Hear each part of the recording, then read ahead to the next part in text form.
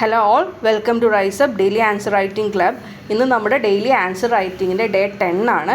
So ഇന്നത്തെ question എന്ന് പറഞ്ഞിട്ടുണ്ടെങ്കിൽ, the crucial aspect of development process has been the inadequate attention paid to human resource development in India.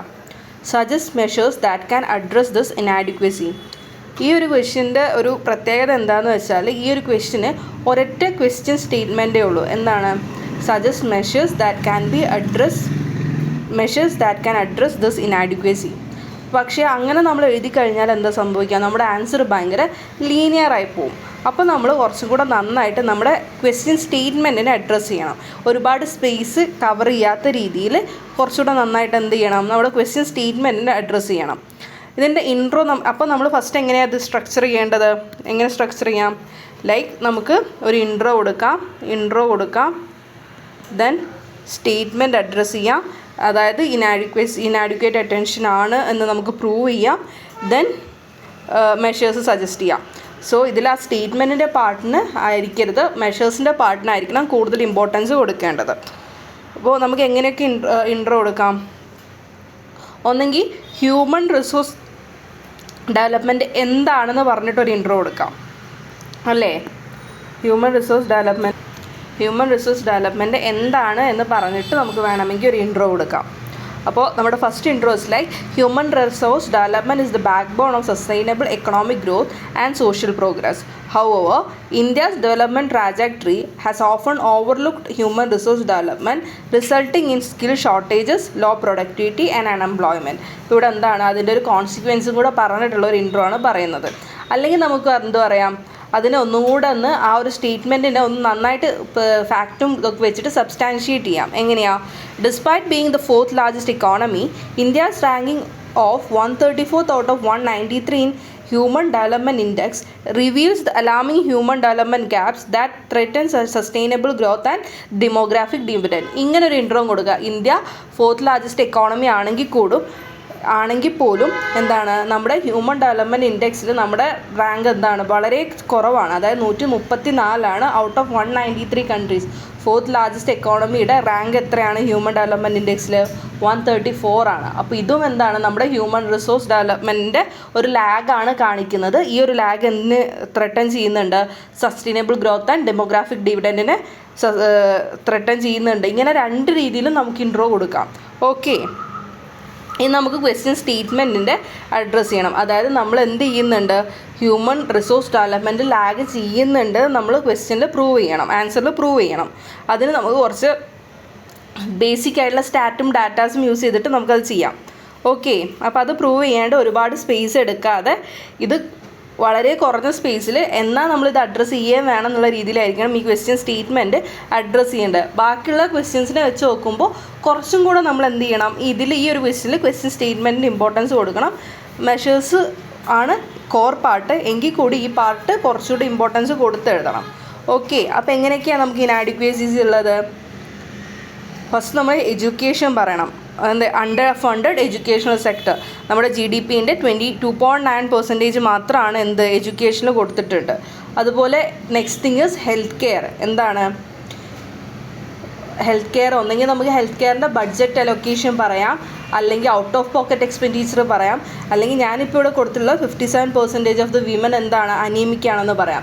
അല്ലെങ്കിൽ നമുക്ക് എന്ത് പറയാം, ചൈൽഡ് സ്റ്റണ്ടിങ് വേസ്റ്റിങ്ങിൻ്റെ ആ ഒരു ഇതും പറയാം. Okay, then next skill gap. അവിടെ ഒരു റിപ്പോർട്ട്, ILOൻ്റെ റിപ്പോർട്ടാണ്, 5% ഓഫ് വർക്ക് ഫോഴ്സ് മാത്രമാണ് ഫോർമൽ വൊക്കേഷണൽ ട്രെയിനിങ് കിട്ടിയിട്ടുള്ളൂ.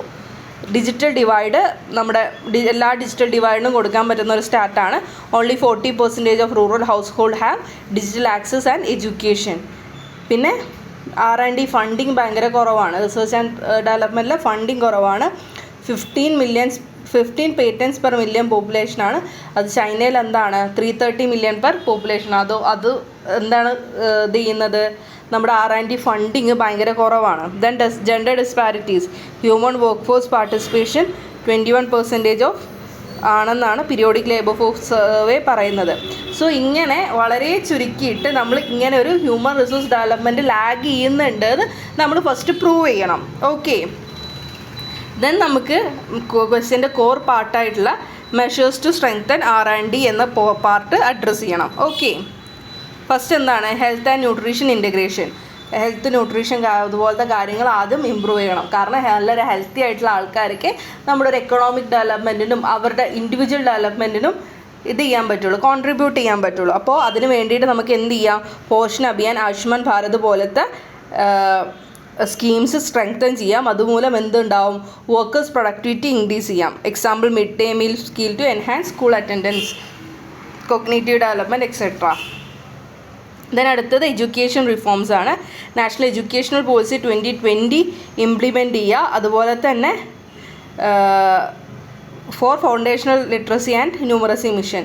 ഈ അസറിൻ്റെ ഈ ഒരു സ്കിൽ ഗ്യാപ്പ് അല്ലെങ്കിൽ അസർ റിപ്പോർട്ടിൽ പറയുന്നുണ്ട് ഓൺലി 43% ഓഫ് ഗ്രേഡ് 5 സ്റ്റുഡൻസിനെ ഗ്രേഡ് 2 ടെക്സ്റ്റ് ബുക്ക് വായിക്കാൻ പറ്റുന്നുള്ളൂ എന്ന്. സോ ആ ഒരു ഗ്യാപ്പ് ഫില്ല് ചെയ്യാൻ വേണ്ടിയിട്ട് നാഷണൽ എഡ്യൂക്കേഷണൽ പോളിസി നമുക്ക് ഇംപ്ലിമെൻറ്റ് ചെയ്യാമെന്ന് പറയുന്നുണ്ട്.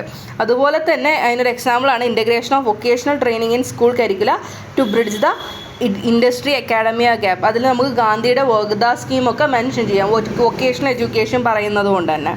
Then skill development alignment. Skill development ഭയങ്കര ഇമ്പോർട്ടൻ്റ് ആണ് ഹ്യൂമൻ റിസോഴ്സ് ഡെവലപ്മെൻറ്റിന് വേണ്ടിയിട്ട്. So expand PM Kaushal Vikas Yojana, skill India mission പോലത്തെ സ്കിൽസ് എക്സ്പാൻഡ് ചെയ്യുക. അതുമൂലം നമ്മുടെ ആ ഒരു സ്കിൽ ഗ്യാപ്പ് നമുക്ക് എന്ത് ചെയ്യാം, ഇത് ചെയ്യാം. Then gender inclusive human resource development. വിമൻ്റെ പാർട്ടിസിപ്പേഷൻ എക്കണോമിയിൽ എന്താണ്, വളരെ കുറവാണ്. അതുകൊണ്ട് തന്നെ ആ ഒരു ഡിസ്പാരിറ്റി കുറയ്ക്കാൻ വേണ്ടിയിട്ട് എന്ത് ചെയ്യണം, ജെൻഡർ ഇൻക്ലൂസീവ് ആയിട്ടുള്ള ഹ്യൂമൻ റിസോഴ്സ് ഡെവലപ്മെൻറ്റ്, വിമൻ്റെ റിസോഴ്സസും കൂടെ ഡെവലപ്പ് ചെയ്യുക. അതുമൂലം അവരുടെ വർക്കിംഗ് എക്കണോമിക് പാർട്ടിസിപ്പേഷൻ കൂട്ടുക. ഓക്കെ, ബേട്ടി ബച്ചാവോ ബേട്ടി പഠാവോ പോലത്തെ സ്കീംസിലൂടെ വിമൻ്റെ എക്കണോമിയിലുള്ള പാർട്ടിസിപ്പേഷൻ കൂട്ടുക. അത് എന്താണ്, ഓൺലി 50% ഓഫ് ദ പോപ്പുലേഷൻ മാത്രം, അതായത് മെന്ന് മാത്രം കോൺട്രിബ്യൂട്ട് ചെയ്താൽ ഒരു എക്കണോമിക്ക് നന്നായിട്ട് വളരാൻ പറ്റില്ല. ബാക്കിയുള്ള 50% കൂടെ എന്ത് ചെയ്യണം, കോൺട്രിബ്യൂട്ട് ചെയ്യണം. അതുകൊണ്ട് തന്നെ ബാക്കിയുള്ള 50%, അതായത് വിമനെ നമുക്ക് എന്ത് ചെയ്യണം, നമ്മുടെ എക്കണോമിയിൽ കോൺട്രിബ്യൂട്ട് ചെയ്യാൻ വേണ്ടിയിട്ട് അവരെ എംപവർ ചെയ്യണം ത്രൂ ബേട്ടി ബച്ചാവോ ബേട്ടി പഠാവോ സ്കീംസ്. MSMEയിൽ വിമൻ്റെ കോൺട്രിബ്യൂഷൻസ് കൂട്ടുക, ഇങ്ങനത്തെ കാര്യങ്ങളിലൂടെ. അതുപോലെ SSGs വഴി വിമൻ്റെ കോൺട്രിബ്യൂഷൻ കൂട്ടുക. ഇങ്ങനെയൊക്കെ വിമനെ എംപവർ ചെയ്യണം എന്നാണ്. Then research and development investment കൂട്ടണം. അത് ഗവൺമെൻറ്റിൻ്റെ ആകെ എത്ര പെർസെൻറ്റേജേ ഉള്ളൂ, 0.7% ഉള്ളൂ. അതെന്ത് ചെയ്യണം, ഒരു 2% ഓഫ് GDP എങ്കിലും ആക്കണം. പിന്നെ AI, ക്ലീൻ ടെക്നോളജി പോലുള്ള ടെക്നോളജിയിൽ ഗവൺമെൻറ് എന്ത് ചെയ്യണം, ഫണ്ട് ചെയ്യണം. അതിന് വേണ്ടിയിട്ട് നമ്മൾ നിതി ആയോഗിൻ്റെ അതിൽ ഇന്നൊവേഷൻ മിഷൻ പോലത്തെ മിഷൻസിനെ പ്രൊമോട്ട് ചെയ്യാം. Digital upskilling through Diksha Swayam portal പോലത്തെ ഡിജിറ്റൽ അപ്സ്കില്ലിംഗ് വഴി റൂറൽ ഡിജിറ്റൽ ഡിവൈഡിനെ കുറക്കാം. ദെൻ കോർപ്പറേറ്റ് പാർട്ട്ണർഷിപ്പ്, നമ്മുടെ ഒരു പബ്ലിക് പ്രൈവറ്റ് പാർട്ട്ണർഷിപ്സ് പോലെയുള്ള പാർട്ട്ണർഷിപ്പ് വഴി ലോക്കൽ സ്കിൽ ഡെവലപ്മെൻറ്റ് കാര്യങ്ങളും നമുക്ക് വരുത്താം. Then special focus programme, second chance education initiatives, drop ഔട്ട്സിനൊക്കെ ഒരു സെക്കൻഡ് ചാൻസ് എഡ്യൂക്കേഷൻ ഇനീഷ്യേറ്റീവ്സ് ഒക്കെ കൊടുത്ത് ഇങ്ങനെയൊക്കെ നമുക്ക് എന്ത് ചെയ്യാം, ഹ്യൂമൻ റിസോഴ്സസ് ഡെവലപ്പ് ചെയ്യാം. എന്തുകൊണ്ടാണ് ഡ്രോപ്പ് ഔട്ട്സിനെ ഡെവലപ്പ് ചെയ്യുന്നതോടുകൂടി അവർ എംപവർ ആവുകയും അവർക്ക് പിന്നെ വീണ്ടും എക്കോണമിയിൽ നല്ല രീതിയിൽ അവരുടെ ബെസ്റ്റ് കോൺട്രിബ്യൂട്ട് ചെയ്യാൻ പറ്റുകയും ചെയ്യും. നമുക്ക് ഒരു വിഷ്യസ് സൈക്കിളായിട്ട് തന്നെ ഇത് ചെയ്യാം. ഹ്യൂമൻ റിസോഴ്സ് ഡെവലപ്മെൻറ്റ് കൂടിയാൽ അവിടെ ഹെൽത്തും എഡ്യൂക്കേഷനും സ്കില്ലിങ്ങും കൂടും. ഹെൽത്തും എഡ്യൂക്കേഷനും സ്കില്ലിങ്ങും കൂടിയാൽ അവർ ലേബർ ഫോഴ്സ് പാർട്ടിസിപ്പേഷൻ കൂടും. ഒരാൾ ലേബറായി അല്ലെങ്കിൽ പണിയെടുക്കാൻ തുടങ്ങി എന്താ സംഭവിക്കുക, അവർക്ക് ഇൻകമും സേവിങ്ങും ഉണ്ടാവും. നമുക്ക് ഇൻകമും സേവിങ്ങും ഉണ്ടായാൽ നമ്മുടെ ക്വാളിറ്റി ഓഫ് ലൈഫ് കൂടും. അതുപോലെ തന്നെ നമുക്ക് ഇൻവെസ്റ്റ്മെൻറ്റും പ്രൊഡക്ടിവിറ്റിയും കൂടും. ഈ ഇൻവെസ്റ്റ്മെൻറ്റും പ്രൊഡക്ടിവിറ്റിയും later change to social sector scheme. നമ്മൾ അടുത്ത ജനറേഷനും നമ്മൾ എന്ത് ചെയ്യും, എഡ്യൂക്കേഷനും ഹെൽത്തും കൊടുത്തുകൊണ്ടിരിക്കും. അതുമൂലം വീണ്ടും എന്താണ്, increase in human resource development. അപ്പോൾ ഇതൊരു വിഷ്യസ് സൈക്കിളാണ്. ഹ്യൂമൻ റിസോഴ്സ് ഡെവലപ്മെൻറ്റ് എന്ന് പറയുന്നത് നമ്മൾ ഇൻവെസ്റ്റ് ചെയ്താൽ അത് ഒരു ചെറിയ രീതിയിൽ തന്നെ അത് എക്സ്പോണൻഷ്യൽ ആയിട്ടുള്ള റിസൾട്ട് ഉണ്ടാക്കാൻ പറ്റുന്ന ഒരു ഇൻവെസ്റ്റ്മെൻ്റ് ആണ്. ഓക്കെ, ദെൻ നമുക്ക് എങ്ങനെ കൺക്ലൂഡ് ചെയ്യാം, A multi pronged approach combining education, skill development, healthcare and innovation is essential to transform India's human capital. Collaborative effort between government, private sector and civil society can ensure an inclusive and sustainable human resource development. ഇങ്ങനെ എന്ത് ചെയ്യാം, ഒരു summarising conclusion health സെക്ടറിലും എഡ്യൂക്കേഷനിലും സ്കില്ലിലും ഒക്കെ നമുക്ക് ഇത് ചെയ്താൽ അവരൊക്കെ improve ചെയ്താൽ നമുക്ക് നല്ലൊരു നാളേക്കായിട്ട് ഇത് ചെയ്യാം. എങ്ങനെ with collaborative effort of government, private sector and civil society, ഇവർ മൂന്നേര് കൊളാബറേഷനിൽ ഹെൽത്ത്, എഡ്യൂക്കേഷൻ, സ്കില്ലിങ് പോലത്തെ കാര്യങ്ങൾ ഇമ്പ്രൂവ് ചെയ്തിട്ട് നമുക്ക് നല്ലൊരു നാളേക്ക് വേണ്ടി പ്രയത്നിക്കാം എന്ന് പറയാം. അല്ലെങ്കിൽ എന്ത് പറയാം, അതുപോലെ തന്നെ ഒരു multi sectoral approach by prioritising education, health and skills വേണം. എന്തിനു വേണ്ടി, നമ്മുടെ ഡെമോഗ്രാഫിക് ഡിവിഡൻറ്റ് നമ്മൾ നല്ല രീതിയിൽ യൂസ് ചെയ്യാനെന്ന് പറഞ്ഞിട്ടും ഒരു കൺക്ലൂഷൻ കൊണ്ടുവരാം. സോ ഈ ഒരു ക്വസ്റ്റ്യൻ ഒരു ലീനിയറായിട്ട് തോന്നുമെങ്കിൽ കൂടി എന്ത് ചെയ്യണം, ക്വസ്റ്റ്യൻ സ്റ്റേറ്റ്മെൻറ്റ് സാധാരണ നമ്മൾ കൊടുക്കുന്നതിനേക്കാളും കുറച്ചുകൂടി ഇമ്പോർട്ടൻസ് കൊടുക്കണം. എന്ന് വെച്ച് മെഷേഴ്സിൻ്റെ പ്രയോറിറ്റി കുറയ്ക്കരുത്. മെഷേഴ്സാണ് കോർ പാർട്ട്.